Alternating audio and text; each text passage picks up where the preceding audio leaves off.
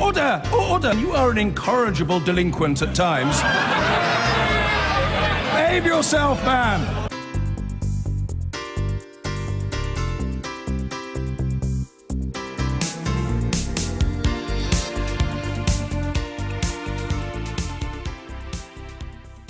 So let's chat through the papers with Michael Heaver and Matt Zarb-Cousin then. And a lot of those front pages, as we could see, dominated by Brexit. And the Sunday Telegraph leads here with an appeal to some Remain Tory backbenchers or Tory MPs, back Brexit or get Corbyn. So who's delivering this warning?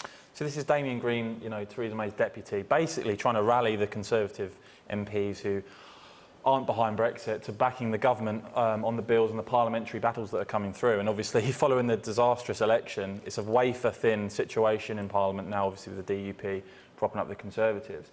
And it's a rallying cry, and they're basically saying, look, if you don't back Theresa May on Brexit, you may actually see Jeremy Corbyn and Labour come in, potentially take down the government completely. I mean, that is how fragile the situation now is. We've had the parliamentary recess. This is now becoming the battle in Parliament for Brexit. Well, that's right, and we've got the repeal bill being discussed, that bill that sees the transfer of EU laws into British laws, and Labour does want to put forward some amendments, doesn't it? So how much backing do you think it might get with that? I think it will get... I think that they're right to be concerned that the moderate or pro-EU Tories would back it, not because they want to block Brexit necessarily, but because they want a meaningful vote on the final deal. And I think the only way you're going to get that meaningful vote is if you remove from the government's gift the date on which we Brexit, and you have to put that before Parliament then. And that's what Labour's amendments are about. It's about ensuring that Parliament remains sovereign throughout the process and at the end has the final say on when we leave the European Union.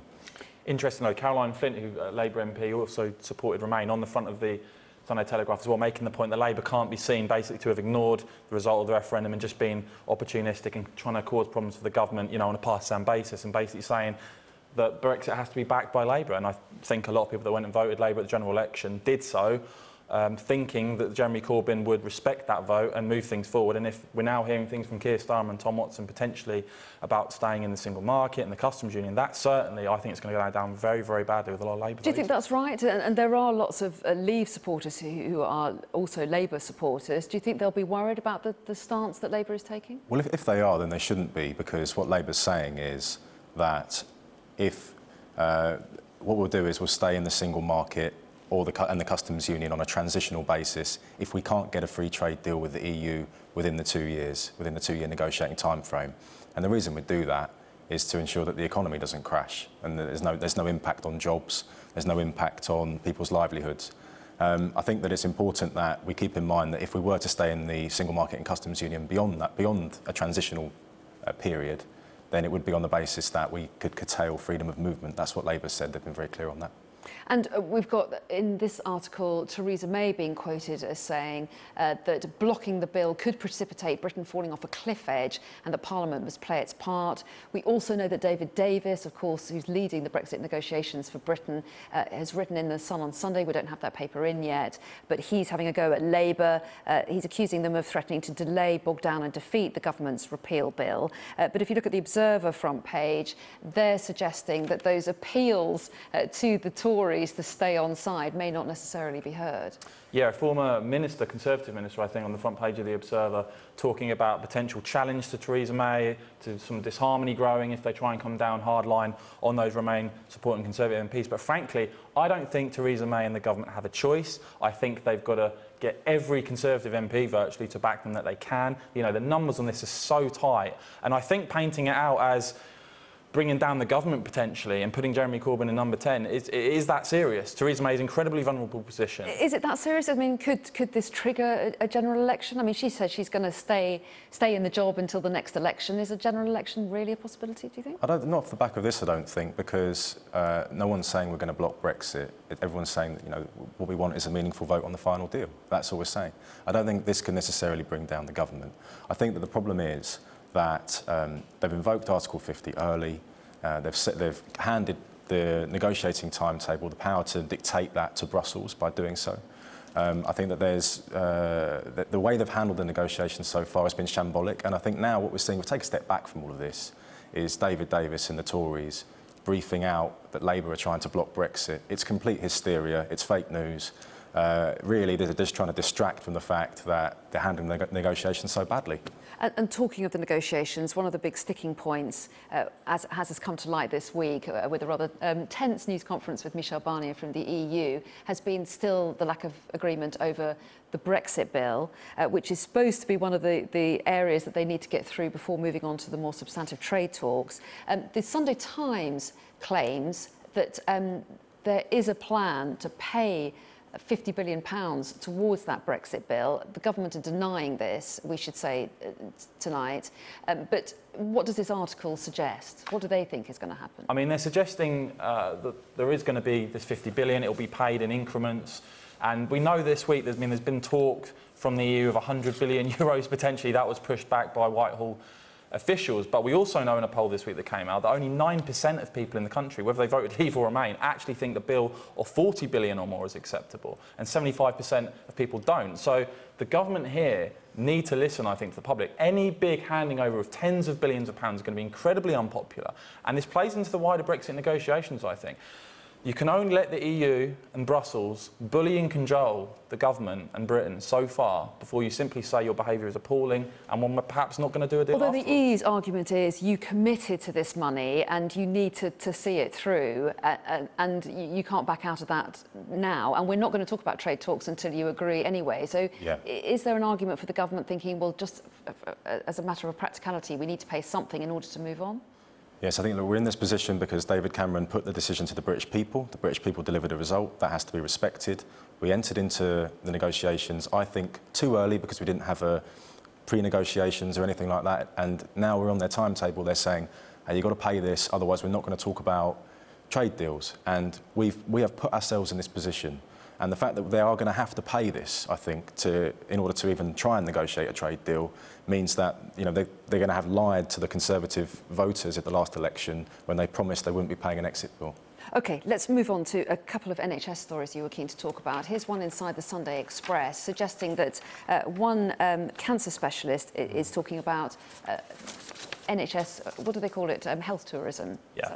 So it's Dr. Marion Thomas, leading cancer specialist, basically saying that he believes 1 in every 20 patients that he treats now is a health tourist, and that it's costing the NHS about £2 billion a year. And there's no doubt that the NHS, in terms of the cost to it, in terms of health tourism, it's spiralling out of control. And it's one of those things that increasingly we see, an overstretched NHS by a soaring population, mass migration driving 65% of that, the new figures. I mean, the population surge, we've seen doctors this week saying they're leaving the industry because their workload is going up and up and up, the population's out of control, and I think this is directly linked, the NHS crisis we're seeing, with the mass migration policy that's been continued over the last few decades. Well, let's just put it in perspective. I think £2 billion is about 0.3% of total health spending. And it's very difficult to know who is a health tourist, in the sense that, are they coming to this country just to use the NHS, or are they here to work, or have they been injured on holiday? It's very difficult to actually put a figure on that. But a few hundred million can be recouped back through the EEA under the European Insurance Health Card. I think this is a bit of scaremongering from the Sunday Express, which is sort of what you're used to, really. OK, and we are going to return to the other story that's at the top of that page as well after the break. But let me just very quickly bring in the other health story that you wanted to talk about, which you will have to talk me through. It's a double-page spread inside the Mail on Sunday. Yeah, so this is about the NHS burying 19,000 suspect deaths. So the real concern here is people are dying and they're not being recorded, and therefore it's very difficult to know then why people are dying and what the reason for that is. It's been buried by the government. Professor Jarman said that these unexpected deaths going unnoticed will leave the NHS patients unacceptably at risk. So a very good investigation. OK, and more on that, no doubt, will emerge. But in the meantime, we are going to take a break. Coming up after the break, we will go back to the issue of North Korea. Featured here on that page we were looking at just a short time ago, Kim Jong-un, we are told, according to the North Korean state news agency, has tonight inspected a hydrogen bomb, they say. We'll have more on that and lots of other paper stories coming up.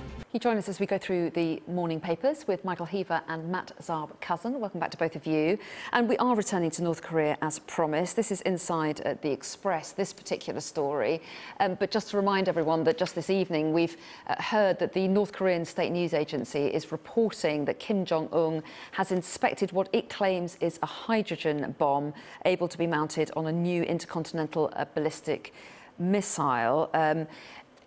This article takes a different tack because clearly this article was written before we had that news.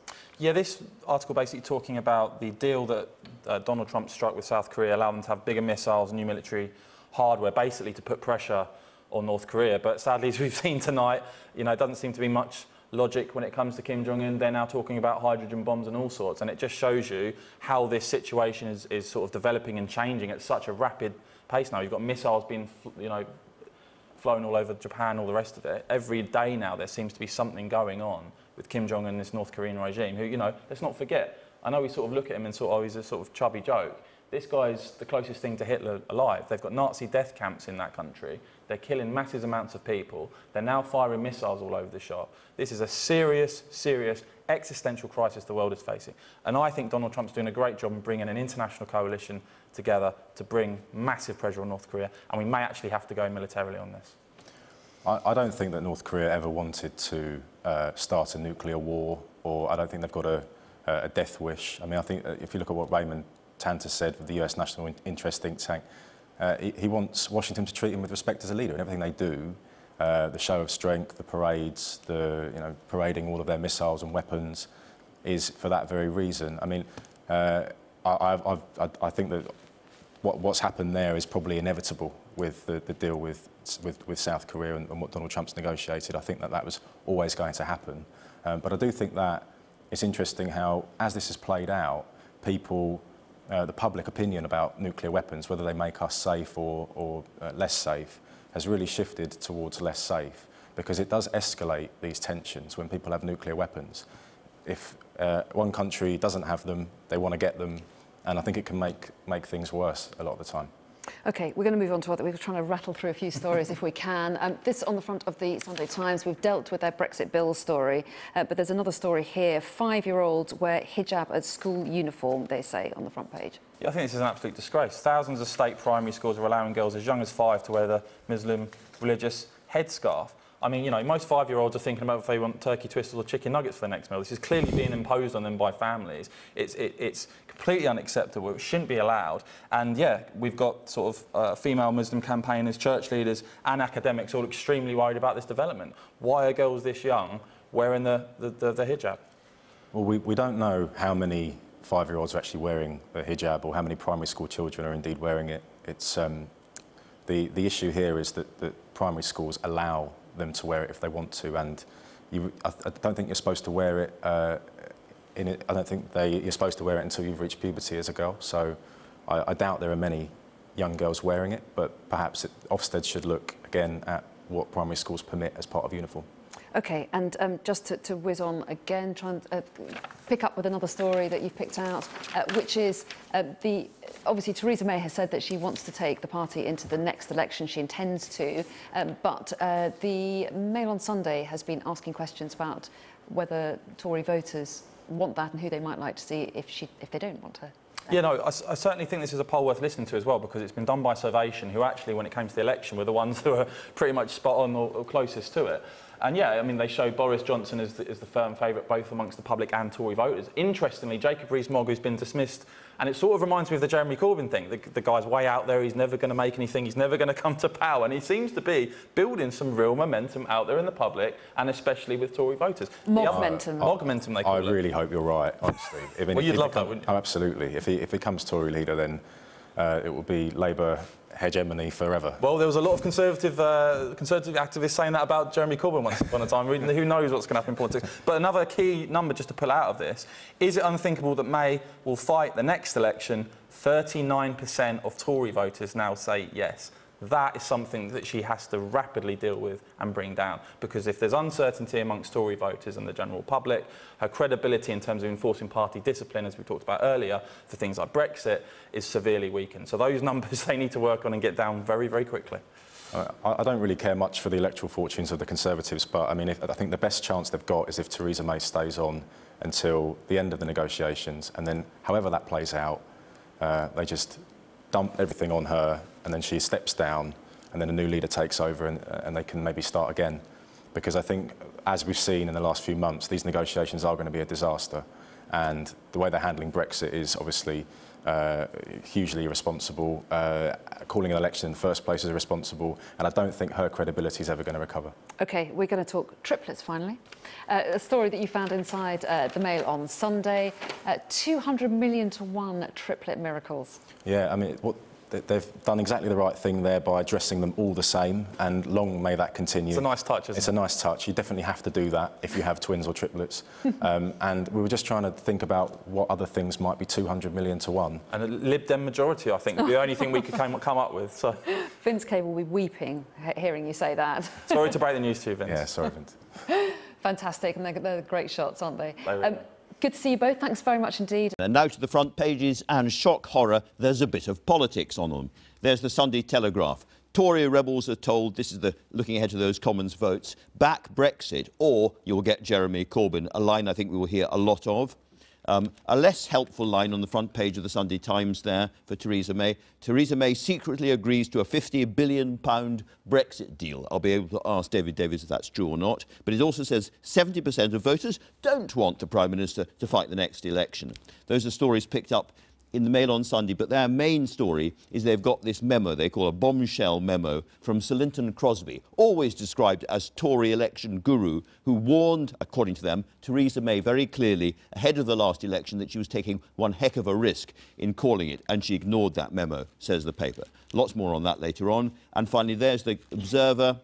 Of course, an anti-Brexit newspaper. Furious Tory MPs reject May's threats over Brexit votes. Those are the May's threats that you saw on the front page of the Sunday Telegraph. So politics is just back, but it's moving very fast indeed.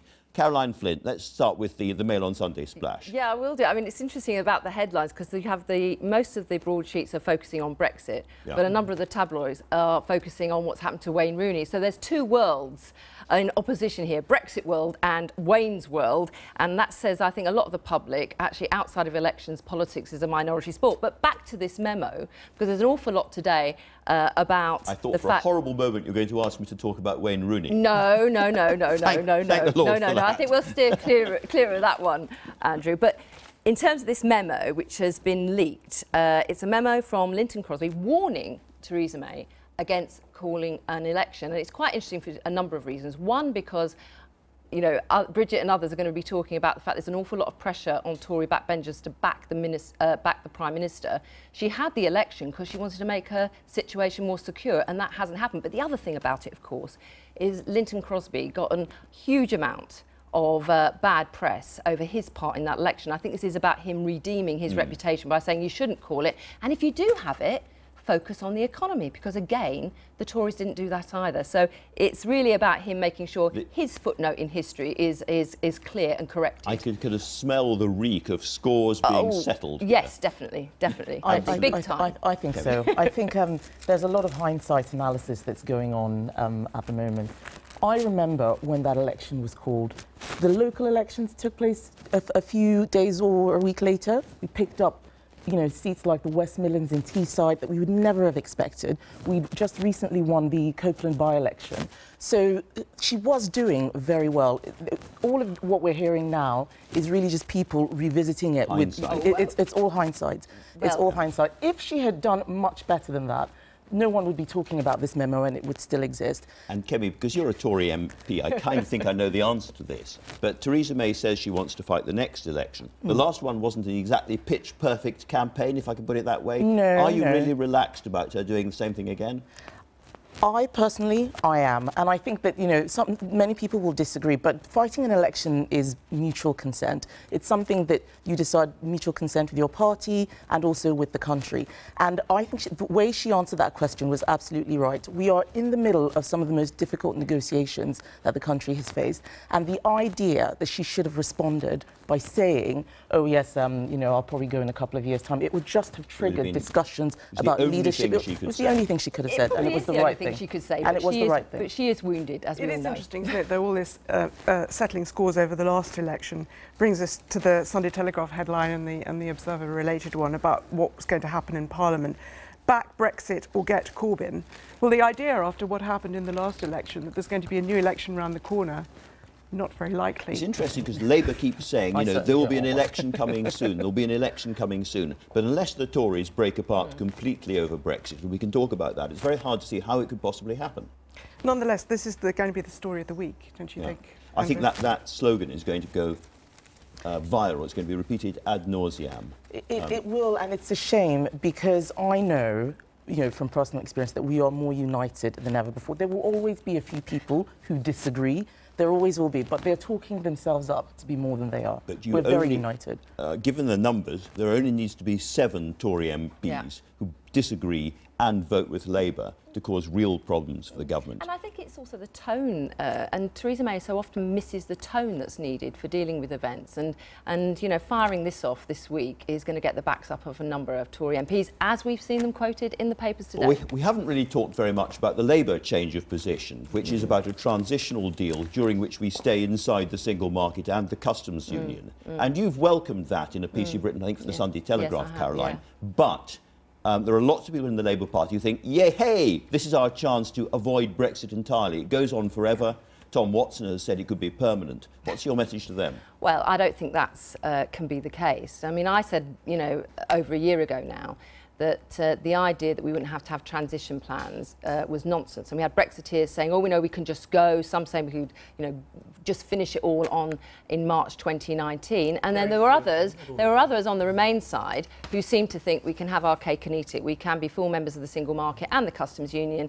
And in some respects, some of those are taking from what Keir Starmer said, the idea that somehow this will allow us to reverse the decision. I totally disagree with that. So you disagree with Tom Watson on this?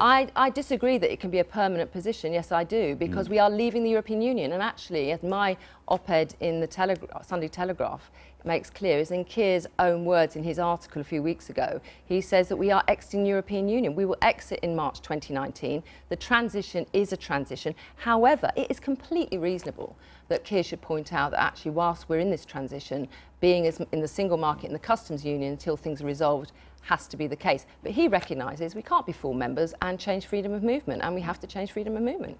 And that's part of the theme of the David Davis It is, piece and I mean, obviously, David Davis, you're interviewing later on, he's talking about, you know, Labour's only motivation has been pursuit of chaos.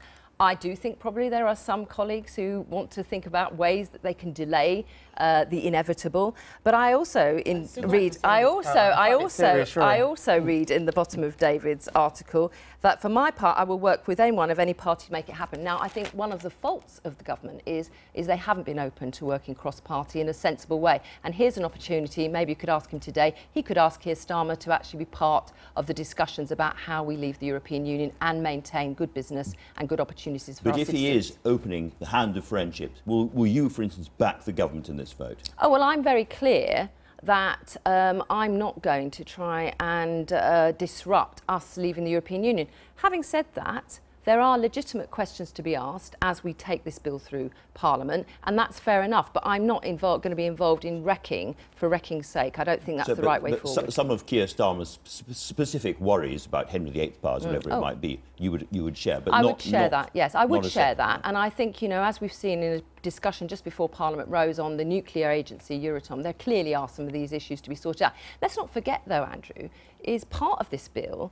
is actually adoption. It should be called the Great Adoption Bill, because actually we're going to be adopting wholesale all the frameworks that currently exist, and then looking to how we're going to actually make sure we move forward. So I think it's a language and tone in this is vitally important, and I absolutely think that the government were daft a year ago to talk about somehow we should leave with no deal at all. I don't think that's helpful language. Kemi, you've chosen Damien Green, Deputy Prime Minister now. Yes. the great survivor, has written a piece in the Sunday Telegraph. I can remember him years and years ago thinking that his political career was on the way down. And he's suddenly right at the top again, yes, enjoying it hugely. But he was a Remain campaigner, of course, a very passionate yes, Remain campaigner.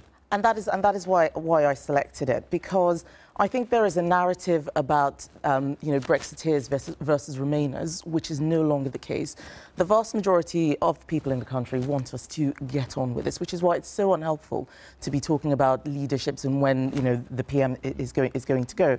And I think people like Damien are working very hard to try and get the best possible deal. He talks about, what's happening in Northern Ireland, and more so that if we don't all come together to make this happen, certainly in the Tory party, then we will see a Prime Minister Corbyn, and that's definitely not something that we want to see. No, very good. Absolutely okay, not. now, before we leave Brexit, we're going to come on to other, possibly even more important matters in a moment, Bridget. But before we leave Brexit, I must just ask you all about this £50 billion Brexit bill that the Times, Sunday Times suggests here. Kemi, this is something that's a real problem for the government, because there is going to be some kind of bill. We don't know what the figure is, but at the Tory party conference at the beginning of next month, Tory supporters of Brexit and Tory opponents of Brexit will all want to know what that number is, won't they? Yes, and I'm surprised that a number has come out, because it was just a couple of days ago that the EU was saying that they hadn't had any discussions on numbers and that we were keeping all our cards close to our chest. But whatever the number is, there will be some people who disagree with it, and it's just the nature of negotiations. And I think that October is a reasonable time for us to have come to a conclusion. Davis can tell you a little bit more about that, but it is definitely something that is achievable. I have a quiet prediction about that conversation. I think I know how it's going to go, but we'll see. I'm very suspicious about that headline and that number. We'll see. Now, Bridget, some news, of course, happens so quickly, doesn't make the Sunday papers. That's right. And you've taken the BBC News on the tablet. That's right. This is North Korea's new test, which happened much too late for the papers, but it is on the news websites and the BBC websites. In fact, the most recent story is that North Korea has hailed it as a perfect hydrogen bomb test. It's certainly been very big. It's its sixth one.